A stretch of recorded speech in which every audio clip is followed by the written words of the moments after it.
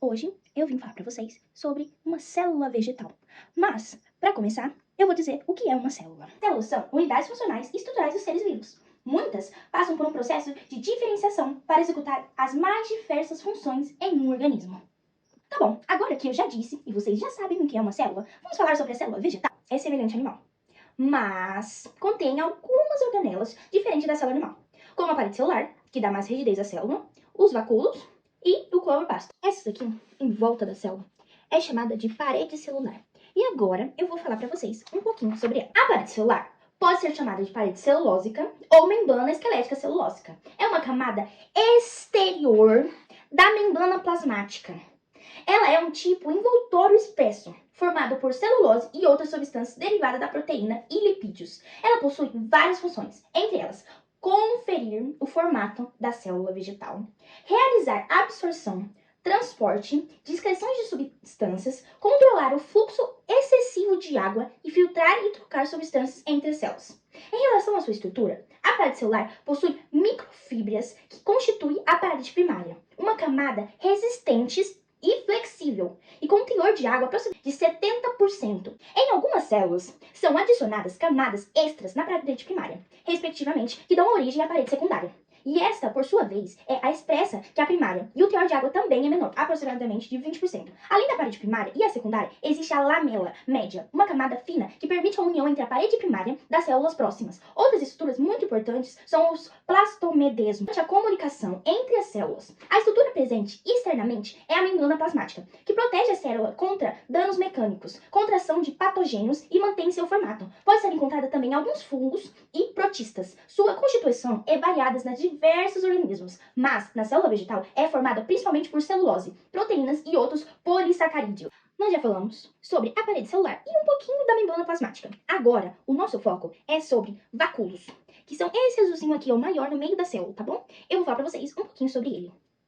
O vacúolo tem a função de armazenar substâncias e participar da regulação osmótica. A substância armazenada são desses proteínas, pigmentos e até substâncias tóxicas que as protegem da herbivoria. As plantas jovens possuem diversos pequenos vacúolos que, como o tempo passa, unem-se tornando um único e grande vacúolo central na planta. A entrada de água nos vacúolos faz ele exercer uma pressão interna sobre a parede celular, que parcialmente elástica é permitida que a célula aumente de tamanho. E essa organela é envolvida por uma membrana unitária, chamada de tonoplasto, e é preenchida por um líquido denominado de suco celular, qual é constituído por água, açúcar, proteína, pigmento, oxalato de cálcio e entre outras substâncias. O vacúolo pode ser formado a partir do retículo endoplasmático, contudo, a grande maioria provém do complexo de Golgi. Entre as suas funções metabólicas é possível mencionar armazenamento de substâncias e a realização do processo lisossômico, a digestão celular.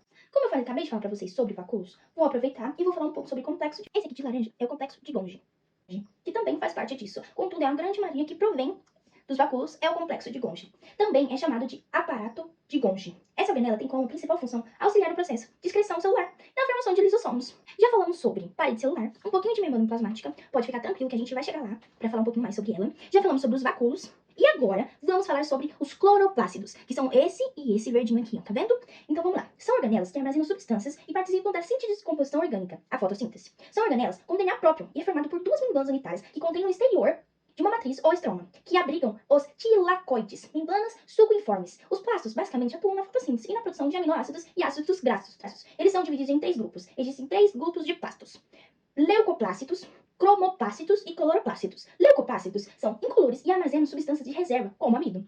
Cromoplácitos armazenam pigmento e cloroplácitos a organela que armazena a clorofila, da onde ocorre a fotossíntese, que são esse e esse. Vamos falar mais um pouquinho sobre a célula vegetal? Então vamos lá. A célula vegetal é originada de protoplástideos e tem a configuração diferente, entre várias finalidades, de cloroplástidos, que são responsáveis pela fotossíntese. As células foram descobertas pelo biólogo Robert Working em 1665, que observava cortes de cortiça. A célula vegetal são formadas por organelas. Exclusivas são plastos, váculos do suco celular e glicossômicas. A estrutura da célula vegetal eucarionte, e assim como a célula animal, é constituída por uma membrana plasmática, um citoplasma e um núcleo. Esses tipos de células também apresentam algumas organelas em comum, como mitocôndrias, retículo endoplasmático liso e rugoso, ribossomos e sistemas conglicenses e peroxissomos. A célula vegetal é o componente básico de todos os seres vivos que fazem parte do reino vegetal. Em conjunto, as células formam um tecido que, consequente, formam órgãos, os quais responsáveis pela execução de funções vitais como respiração, alimentação e reprodução. Seu formato também é diferente, pois as células animais são redondas e têm um formato irregular, enquanto a célula vegetal possui formas fixas e retangulares. Também as células vegetais, como os animais, são eucariontes. Agora eu vou falar para vocês sobre eucariontes. Todas as células eucariontes são formadas por 3 regiões: membrana plasmática, citoplasma e núcleo. A membrana plasmática é uma película que envolve e isola todos os componentes da célula, que impedem que vazem para o meio extracelular, e também é responsável por regular a entrada e saída das substâncias pequenas, impedindo a passagem de substâncias grandes. No citoplasma estão o núcleo e as organelas, e do viscoso chamado de ionoplasta, ou citosol. Muitas vezes nesse líquido é possível observar movimentos citoplasmáticos, influenciados pela luz ou temperatura. O núcleo é o centro da célula. Isso porque ele tem a função básica de regular a relação química que ocorre no interior da célula e armazenar todas as informações genéticas da planta. O núcleo. Mitocôndria, que é esse e esse. A mitocôndria libera a energia necessária para o trabalho da célula, atuando principalmente na respiração celular da célula vegetal, e nessa organela também possui um material genético. Esses aqui são os centríolos. As organelas citoplasmáticas é comuns nas células eucariontes, mas nem toda célula tem. Os centríolos são responsáveis pela formação de cilos e flagelos e pela organização de fuso cromático durante a divisão celular. Essas bolinhas que vocês estão vendo na célula são pepirossomos e ribossomos. Os pepirossomos liberam enzimas que destroem as moléculas tóxicas, que realizam a desintoxicação da célula. E aí tem o retículo endoplasmático liso, composto por uma membrana lipoproteíca, e essa organela promove a facilidade das reações enzimáticas, além de transporte e armazenamento de substâncias. E tem o retículo endoplasmático rugoso, desempenhando a função semelhante ao retículo endoplasmático liso, porém é composto por ribossomos. Agora vamos falar sobre ribossomos. Os ribossomos atuam na produção de proteínas e na regeneração da célula.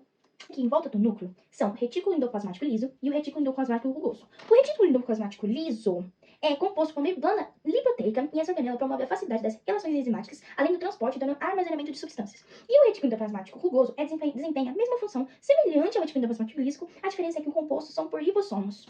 Isso, gente. Hoje falamos sobre a célula vegetal. Vamos recapitular um pouquinho sobre tudo que a gente falou aqui. Falamos sobre mitocôndrias, cloroplástidos, vacúolos, perirossomos, ribossomos, centríolos, complexo de Golgi, núcleo, retículo endoplasmático rugoso, retículo endoplasmático liso, membrana plasmática e parede celular, que é toda em volta da célula. Então é isso que a gente falou. Muito legal, né? Hoje você aprendeu um pouquinho mais sobre uma célula vegetal. É isso. Tchau!